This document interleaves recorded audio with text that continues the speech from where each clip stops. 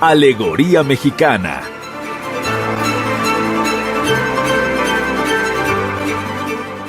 Conoce la alegoría mexicana que se esconde en los proyectos culturales y artísticos de nuestro país. Alegoría Mexicana.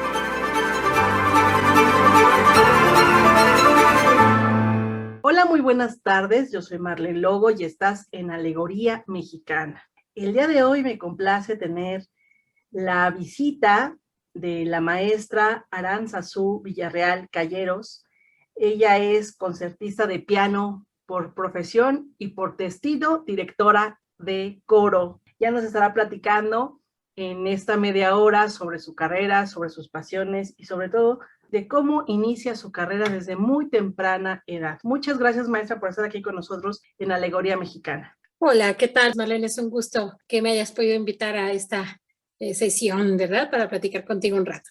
Pues a mí me parece que el mundo de la música pues es totalmente diversa y siempre que entrevisto a gente que se dedica a la música siempre quedo sorprendida porque son nuevos términos, nuevos conceptos. ¿Cómo es que inicia su carrera en el mundo de la música? ¿Desde qué edad y en qué contexto? Empiezo en esto de la música a los 4 años de edad. Mis papás tuvieron a bien inscribirme en Yamaha, que, bueno, pues hasta la fecha da cursos para niños bien pequeñitos. En este caso, bueno, pues yo empecé ahí tocando órgano, después de lo cual, pues ya a los 5 o 6 años me voy a estudiar a la Escuela de Iniciación Artística número 3 de Limba, escuela en donde permanezco por un rato largo hasta que me voy a estudiar una carrera al Conservatorio Nacional de Música. Así es como empiezo. Al conservatorio entro a la edad de 13 años, entonces pues ya para ese momento ya llevaba pues 9 años en la música. Ya para ese momento me cuestiono si es lo que quiero para hacer en mi vida, porque me dicen, vas a entrar al conservatorio, pues esto es una carrerita nada más de 10 años. Entonces dije, bueno, pues voy.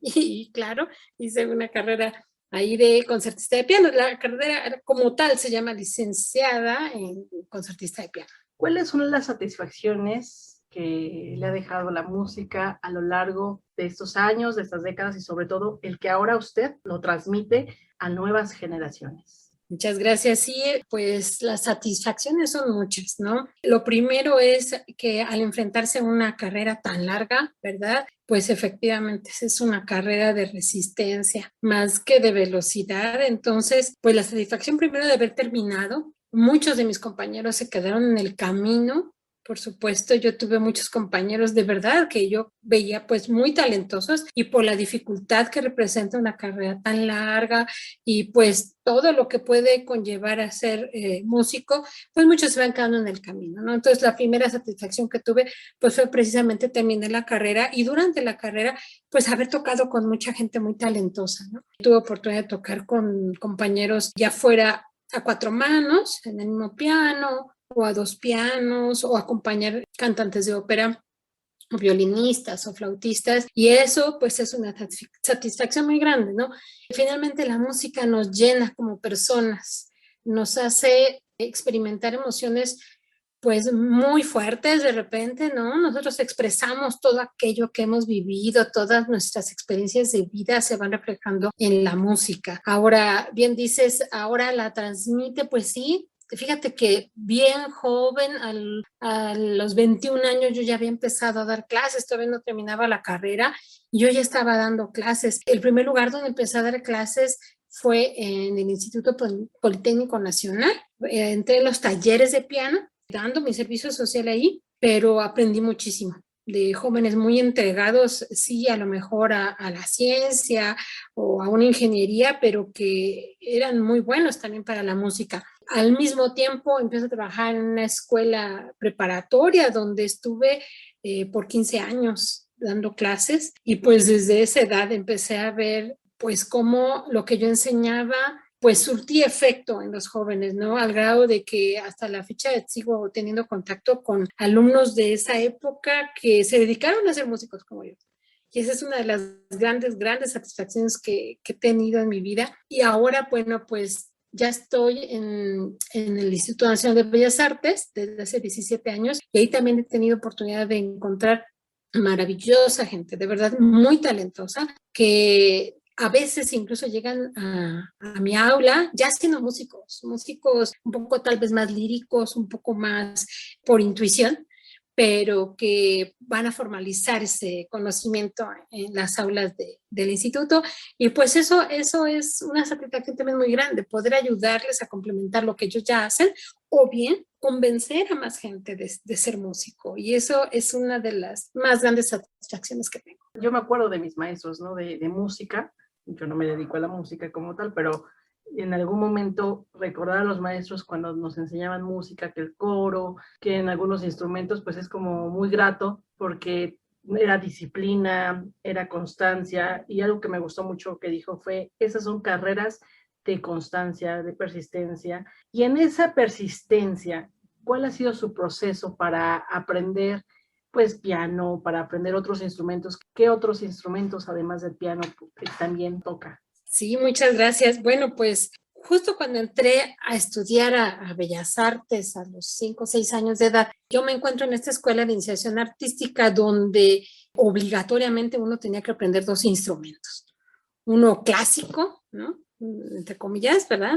Y yo escojo el piano. Y otro tenía que ser un instrumento folclórico. Entonces yo, en primera instancia, pues lo que escojo es marimba. Y digo, ay, pues hasta como que se parece al piano. Y yo digo, ay, maravilloso, ¿no? Pero ya estando dentro de la escuela, de repente me encuentro un día a un niño corriendo con un instrumento rarísimo, con un montón de cuerdas, y me quedo parada pensando, ¿qué es eso? Entonces le pregunto, oye, ¿qué llevas en la mano?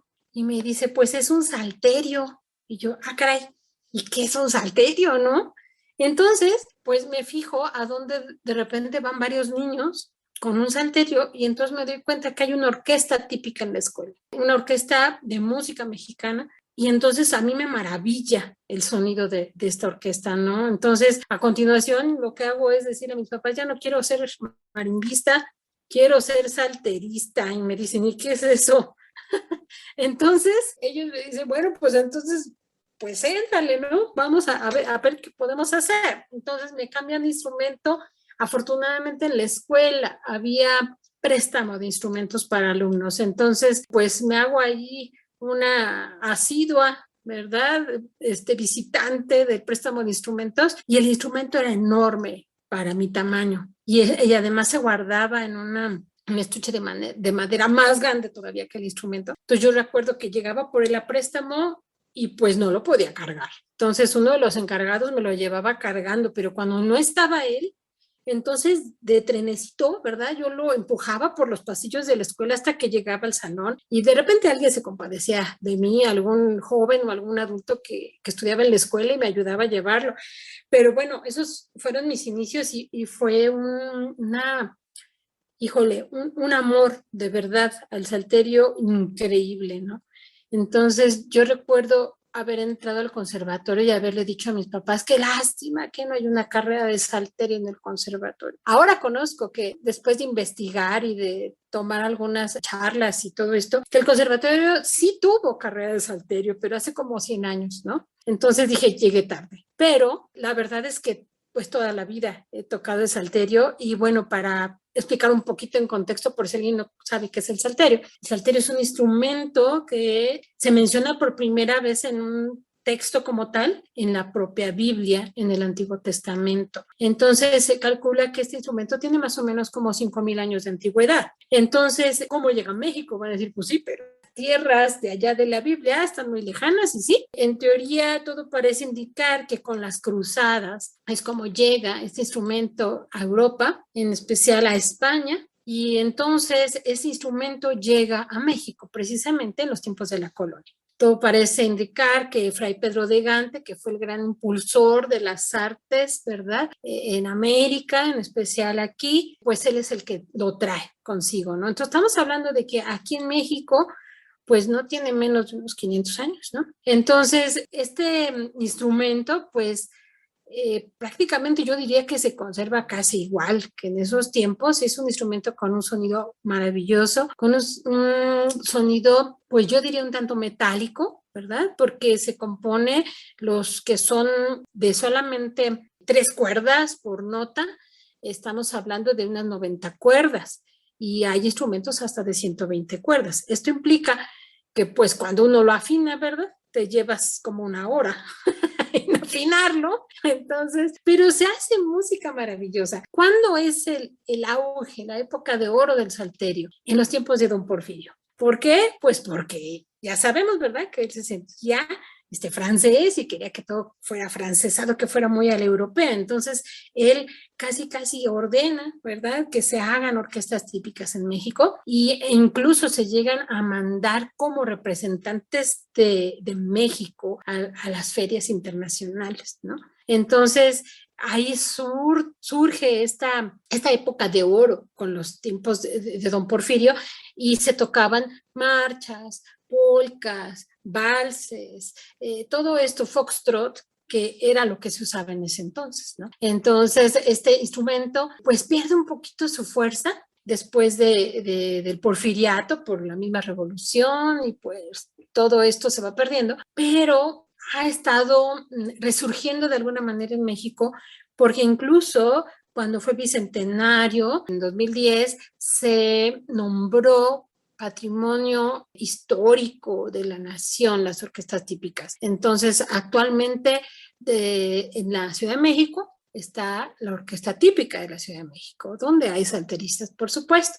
Ahora, en el país en general, pues sí, hay varias orquestas típicas en donde hay salterios. Yo personalmente he tocado por muchos años en la orquesta típica México, a cargo de la maestra Victoria Garduño. Ella hasta la fecha nos reúne para ensayos y claro que acepta nuevos pupilos, ¿verdad?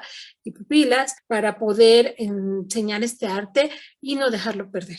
Entonces es una música maravillosa y es un privilegio para mí poder tocar ese instrumento. Justamente eso es a lo que me refería. De pronto pareciera que ya conocemos todos los instrumentos de cuerda, de viento, y de pronto sale con que no, hay más cosas y muy interesantes. Y yo creo que eso es también parte de la importancia de estudiar música. ¿Por qué es tan importante que la música sea una profesión, como es en su caso que la escogió desde muy temprana edad y que la confirma durante su adolescencia para ya escoger pues ya una carrera, puede decir que más profesional, ¿no?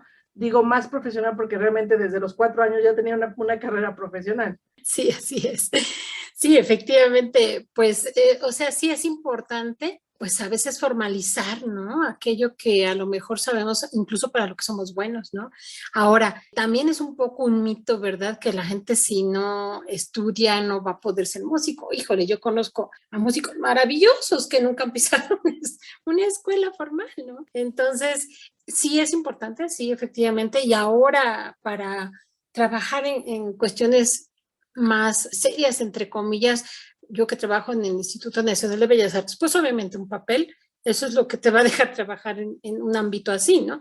Pero en la realidad, en la vida real, fuera de algo clásico, pues hay muchísimos músicos que son talentosísimos y de verdad merecen para mí todo mi respeto porque yo lo que sé, lo sé porque lo he aprendido, lo sé porque como comentábamos, hice una carrera tan larga, porque empecé desde tan joven, porque mi oído se desarrolló con el paso del tiempo y muchas otras habilidades, ¿no? Pero la realidad es que, bueno, hay mucha gente que igual a veces no sabe que puede formalizar ese conocimiento y es un paso importante, pues sí, siempre, ¿no? Enriquece lo que ya son de por sí. ¿Cuánto tiempo le dedica a la música? Es que es una pregunta muy fuerte porque por una parte trabaja en música, pero también es una pasión.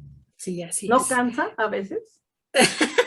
Sí, pero bueno, dice una amiga que tengo, que lo sepa hacer no quiere decir que no me canse, ¿no? No, pues claro, sí se cansa uno, sí se cansa uno, pero es más a veces un cansancio, bueno, hasta físico, ¿no? Porque todos los músicos de alguna manera llegamos a padecer de nuestra espalda, ¿no? Por tantas horas de estar en el instrumento y pues eso se va pagando con los años, ¿verdad? La factura te la empieza a cobrar el cuerpo después de unos años, pero yo creo que como tú bien dices, al ser una pasión es una forma de vida, ¿sabes? La música es una forma de vida. Yo aquí en casa, tu casa, no solamente hay pianos, ¿no? Entonces hay pianos, hay guitarras, ukuleles, teclados, alterios, xilófonos, etc, etc, etc. Porque llega un momento que incluso tengo oportunidad de ir a cursos, ¿no? A convenciones de educación musical. Y no faltan los maestros incluso de otras latitudes que llegan a dar cursos. Y ahí me tienes a mí comprando más instrumentos así bien exóticos, ¿no? Entonces, bueno, ¿qué te digo? Y todo lo que sea música, aun cuando está a veces de vacaciones, de repente ves un instrumento y dices, ¡ah! Yo lo quiero, ¿no? Y lo compras, y es una forma de vida. O sea, es subirse incluso al automóvil, ¿no? Y poner el radio y no dejas de escuchar música y sigues analizando todo lo que escuchas y llegas a trabajar con música, ¿no? Y trabajas 8 horas dando clases de música y llegas a tu casa y pues igual te pones a tocar tú, ¿no? Y aparte, pues mis 2 hijas son también pianistas, entonces las cosas se ponen rudas aquí en casa, ¿no? O sea, imagínate 3 pianistas en una sola casa. Entonces, pues difícilmente dejo de escuchar música. A veces llego de trabajar y pues ya está estudiando una o está estudiando la otra y no dejo de escuchar música, ¿no? Es más, uno pone la tele un rato en la noche y se escucha música, ¿no? Así pongas una serie, una película, lo que sea, y todo el tiempo la estoy escuchando, ¿no? Entonces, verdaderamente ser músico es un estilo de vida. No hay día en que no pueda dejar de escuchar música y que incluso si me llega a faltar, me siento como extraña, algo pasó, ¿no?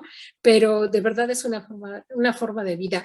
Incluso mis alumnos a veces me dicen, ay maestra, usted trae la música en todos lados. Y sí, porque yo soy de esas que trae aretitos, ¿no? De notitas y mi lapicera con una clave de sol y todos mis cuadernos y mi bolsa y si puedo vestirme, me visto de música, ¿no? Entonces, eso es definitivamente una forma de vida y eso a mí me ha traído muchas satisfacciones. Siento que todo esto es pues el resultado de tantos años de trabajo y tantos años de estudio y tantos años de dar clases y de dirigir coros y de muchas cosas más. Pues a mí me parece sorprendente y a la vez admiro porque como lo cuenta es con mucha pasión y con mucha alegría y aunque a veces también sus expresiones se ven así de, pues sí me cansa, pero aún así me distraigo también con la música, ¿no? Vamos a ir a un corte y vamos a regresar con más de este entretenido mundo de la música que está en el contexto de la maestra Aranzazú Villarreal Calleros. Y pues yo agradezco mucho su presencia. Vamos a un corte y ya volvemos con más de Alegoría Mexicana. Volvemos.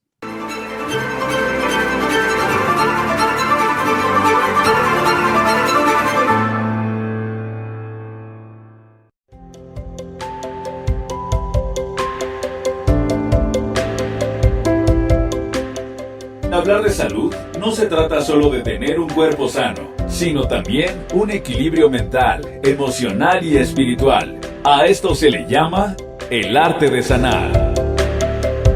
Una serie radiofónica creada para ti que buscas nuevas alternativas.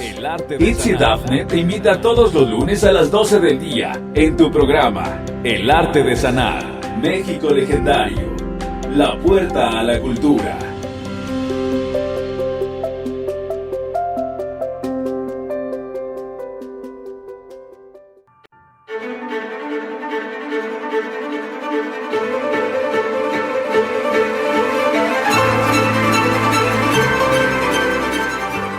Alegoría Mexicana.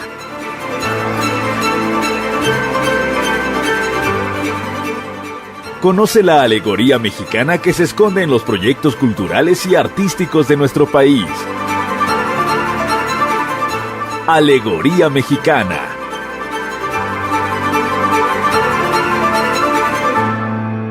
Ya regresamos, estás en la Alegoría Mexicana. El día de hoy me complace tener la presencia de la maestra Arantzazu Villarreal Calleros. Ella es concertista de piano, es salterista y también es directora coral.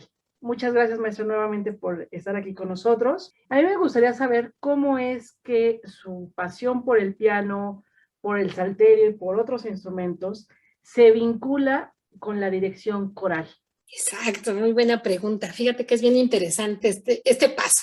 Pues resulta que en el año 2000 yo empiezo a trabajar como pianista acompañante de un coro, una preparatoria que yo había trabajado, que estaba yo trabajando. Entonces, en el 2004, el director de coros del coro se va. Y entonces el jefe del Departamento de Cultura y Deporte me dice, oye, Arantzazu, quédate con el coro. Y le digo, no, pues, ¿qué pasó? Si yo soy la pianista. Me dice, ay, pero eres músico. Le dije, sí, pero pues, ¿eso qué?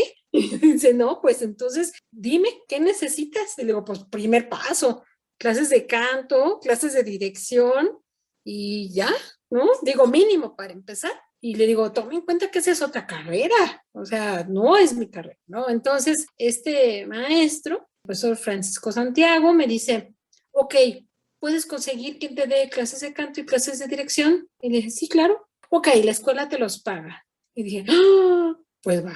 Y me aviento, porque de verdad me aviento con los ojos cerrados. O sea, yo sabía la música porque tocaba, los muchachos me conocían, que eso facilitó las cosas, ¿no? Pero pues empiezo, así son mis pininos, ¿no? Me aviento a dirigir un coro con el que yo había tocado por 4 años y digo, bueno, pues entonces lo hago. Pero después, curiosamente, ese mismo año es cuando empiezo a trabajar en la Escuela de Iniciación Artística número 3, que hasta la fecha permanezco ahí. Y entonces me ofrecen 2 cosas también. Me ofrecen ser pianista acompañante y da coro a nivel adulto. Entonces empiezo a trabajar con nivel adulto y al siguiente año me dicen, ok, nos gusta tu trabajo, te vamos a dar coro infantil. Dije, va, pues a ver qué pasa. Claro que me empiezo a preparar más. Desde entonces hasta la fecha, cada año por lo menos tomo un curso de dirección, de, no sé, de técnica vocal, de todo lo que puedo. Y entonces empiezo a trabajar a todos los niveles. No solamente empiezo a trabajar a nivel infantil, sino hasta la fecha trabajo infantil, juvenil y adulto para Bellas Artes. Entonces, ese paso, pues fue de alguna manera, pues sí, un poquito fuerte, pero fue algo que a mí me encantó, porque déjame platicarte algo que cuando yo era, pues, ¿qué será? Puberta, como es de los 11 años, yo pensé, yo quiero ser directora de orquesta. Entonces, mi mamá, cuando me va a sacar la ficha para entrar al conservatorio, para el examen de admisión, me dice, ok, voy a sacarte la ficha, se va con mi tía porque mis primos también quieren entrar al conservatorio y entonces me dice, ok, te la saco para piano, ¿verdad? Y le dije, ay no, sácamela para directora de orquesta. Y entonces mi mamá se va porque hacían unas colas enormes en el Auditorio Nacional para sacar las fichas. Y entonces regresa y me dice, aquí tengo tu ficha. Y le dije, ay, perfecto. Y no te la saqué para dirección de orquesta. Y yo, oh, cielos. Y entonces, pues para piano. Y le dije, pero ¿por qué? Si yo te pedí que yo quería para dirección. Y me dice, mira, has tocado piano toda tu vida. Síguete en piano. Si ya dentro del conservatorio te quieres cambiar de carrera, pues lo haces. ¿Y qué pasó? Bueno, pues que pues me enamoré más del piano, ¿no? Y me seguí. Sin embargo, fíjate lo que son las cosas. Yo siempre procuraba ir a asomarme a los salones donde sabía que mis compañeros de directores de coro, de orquesta tomaban clases y me iba a asomar a ver qué hacían, cómo tomaban la clase. Era así como que mi secreto, ¿no? Pero lo vi inalcanzable. Y mira, la vida fue la que me alcanzó, porque acabé dirigiendo coros y cada vez aprendo más y cada vez me gusta más. Y ahora en pandemia fue todo un reto dar por videollamada esta materia, pero de verdad también aprendí. Y aprendí muchísimo de muchas cosas y pues encantada yo, ¿no? La verdad es que ahora es lo que más hago en Bellas Artes es dar la clase de conjuntos corales. Y yo encantada, soy muy feliz haciendo. Me parece que sí, efectivamente la vida nos lleva a donde queríamos desde el inicio, pero teníamos que pasar por otros aspectos para poder enriquecer esa área. Yo conozco su trabajo, he sido testigo de lo que hace, he visto ver cómo los dirige y también la magia de cómo sale esos tonos muy bonitos, porque al final de cuentas el instrumento es la voz, son las cuerdas vocales, pero en el caso de la dirección coral es necesario saber cantar, proyectar la voz. Claro, siempre se da un mínimo de técnica vocal. No soy cantante de ópera, por supuesto, pero el mínimo de técnica vocal que haga que funcione el coro. Sí se da un poco de técnica vocal, aun cuando son coros de niños, y eso ayuda a que el coro suene más homogéneo, suene más parejito, y eso pues va enriqueciendo también el conocimiento de los propios alumnos. O sea que estamos hablando de que usted ya sabe tres instrumentos: voz, Sí. salterio y el piano. Piano, así es. ¿En algún momento a usted le gustaría tocar la orquesta sinfónica? ¿Se cree que podría hacerlo? O sea, ahorita ya, quizá en ese momento era inalcanzable, pero ya ahorita con todas las bases, con toda su experiencia, ¿en algún momento le gustaría hacerlo? Pues a lo mejor, ¿no? ¿Quién quita? ¿Quién quita? Ya, bueno, pues como tú dices, ya he acumulado cierta experiencia y he obtenido muchos más conocimientos que cuando yo estaba tan jovencita y lo deseaba, ¿no? Pero bueno, pues quién sabe, como mencionamos hace rato, quién sabe si algún día se preste pues la oportunidad de poder hacerlo y pues tú vas a ser la primera en saberlo. Claro que sí, y eso sería muy bonito. Y también a lo mejor tenerlas aquí en México Legendario también sería muy bonito que ese sueño cumplido. Maestra, durante esos años, en este caso de la dirección coral, para aquellas personas que no sabemos qué es la dirección coral, qué características tiene, quizá un poco la clasificación de las voces, porque de pronto yo veo que se ponen al coro, pero también tienen distintos tonos, distintas voces. No sé si aquí también entra un poco, hay una técnica, usted va a decir cómo se llama, pero hay una técnica que de pronto no usa ni siquiera instrumentos musicales y nada más con la misma voz. No sé si eso también usted lo haya alguna vez dirigido. Sí, claro que sí. Bueno, pues todo depende de qué tipo de coro estamos hablando, pero cuando, por ejemplo, dirijo coros de niños solamente, se llaman también coro a voces iguales. A veces, según la experiencia de los mismos niños, puedo hacer 2 o 3 separaciones de voces, ¿no?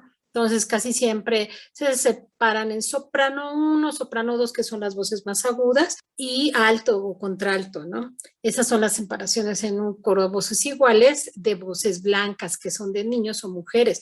Pero yo, en el caso de los coros juveniles y adultos, pues normalmente manejo un coro a 4 voces. Tenemos 2 voces de mujer, o voces blancas, soprano y alto, y en el caso de las voces oscuras, que son normalmente para los hombres, ¿verdad? Estamos hablando de tenor y barítono o bajo, ¿no? Entonces, ese es el tipo de clasificación que normalmente yo trabajo. Ahora, lo que tú mencionas es cantar a capela, sin instrumentos. Eso significa cantar sin nada de piano, ni de guitarras, ni de nada por el estilo, pero también hay incluso arreglos para diferentes piezas en donde se sugieren ese tipo de acompañamientos que son a veces percusiones con la boca o con el mismo cuerpo, o en fin, se pueden hacer muchos efectos, ¿no? De muchas cosas, y claro que se puede trabajar con un coro. Yo lo he hecho, es muy interesante y resulta muy novedoso, porque a veces cuando vamos a un concierto de coro es como siempre lo mismo, ¿no? Sí, a veces hay cuestiones a capela o con acompañamiento, pero el hecho de introducir un poquito más de otro tipo de sonidos enriquece muchísimo, muchísimo una presentación, da un descanso al público y también es un trabajo bien divertido con los chicos. Son, bueno, felices cuando uno pone de ese tipo de trabajos, ¿no? Incluso yo he montado obras en las que el coro, antes de que empiece la pieza propiamente, hace sonidos de una tormenta. Entonces empiezan con chasquidos y luego con palmas en los muslos y luego hasta hacemos truenos brincando en el escenario. Es maravilloso. Luego les pido que hagan sonidos de la jungla. Entonces hacen sonidos que de jaguares, de changuitos, de pajaritos, y es la experiencia más maravillosa que te puedas imaginar. Es divertidísimo. La gente del público sale feliz, pero los que lo estamos haciendo somos el doble de felices. Entonces, de verdad es una experiencia única. A mí me da muchísimo gusto cuando entrevisto gente que le apasiona, y yo siempre he dicho que este programa es justamente eso, un homenaje, es un reconocimiento a las carreras, como una pequeña contribución, ¿no?, de México Legendario hacia ustedes que han dedicado tantos años y que a veces sí, también es bonito que les aplaudan y también es bonito que se les reconozca. Pero es más bonito cuando se hace este tipo de entrevista, que le estamos reconociendo, pero a la vez ustedes nos están compartiendo su conocimiento, su pasión y sus experiencias. Y en esas experiencias, a mí me gustaría saber, yo siempre termino esta entrevista con una pregunta que tiene que ver con el nombre del programa, Alegoría Mexicana, es ¿cuáles son esos símbolos, esas alegorías que envuelven su carrera, que realmente no los vemos a simple vista, pero que cuando usted se pone a dirigir el coro, cuando toca el piano, cuando interpreta alguna melodía en salterio, cuando escucha, también participa en alguna orquesta sinfónica, porque también lo ha hecho en algún ensamble, y en ese momento que se para en el escenario, en ese momento en el que usted está coordinando, ¿cuáles son esas alegorías que salen y que se interpretan y que nos hacen vibrar como público? Pues yo creo que es la pasión por lo que estamos haciendo, es la entrega, es el compromiso, es las ganas de hacer algo en la que vas a dejar una parte de tu vida para los demás, porque dejas tu personalidad, dejas tu yo para que deje de ser solamente tuyo y lo compartes con los demás. Entonces, esa amistad, ese amor con lo que haces, esto que te apasiona, eso es lo que nosotros dejamos en el escenario. Muchísimas gracias, maestra, por tanta pasión y por toda esa entrega. Antes de retirarnos, antes de despedirnos, algo que le quisiera mencionar a sus alumnos, a la gente que nos está escuchando, algo que tenga que ver con pasión por la música. Que si en algún momento de su vida se han sentido tentados a estudiar música, no lo dejen pasar. He tenido la fortuna de tener alumnos adultos que son una maravilla. De verdad, nunca es tarde para aprender música, no lo dejen de lado, se puede, hay muchas maneras de hacerlo, es la mejor manera de poder expresar todo aquello que sentimos, la manera de sacar adelante nuestras emociones sin sentirnos frustrados, señalados, es una maravilla. Todo lo que hemos vivido lo podemos expresar en la música y es lo que nos hace también ser más sanos emocionalmente. Yo les invito a que si ya hacen música, no dejen de hacerlo jamás, pero que si nunca se han atrevido y siempre han querido, que lo hagan. Muchísimas gracias. Bueno, pues a mí me complace tener a la maestra Aranzazú Villarreal Calleros. Muchísimas gracias. Para mí es importante su presencia porque 44 años de carrera artística es algo que se debe de honrar. Muchas felicidades también y sé que van a venir muchísimos más, muchas generaciones. Y bueno, sobre todo también, recordemos que la maestra Aranzazú Villarreal Calleros es maestra, directora coral de la Escuela de Iniciación Artística número 3 del Instituto Nacional de Bellas Artes y Literatura. Muchísimas gracias, maestra, por haber estado aquí con nosotros en Alegoría Mexicana. Muchas gracias, al contrario, por la participación aquí en este maravilloso programa. Gracias, Marlene, por la oportunidad. Bueno, pues yo me despido. Yo soy Marlene Logo, en la producción Mario de la Fuente. Esto es Radio México Legendario 2021. Hasta la próxima.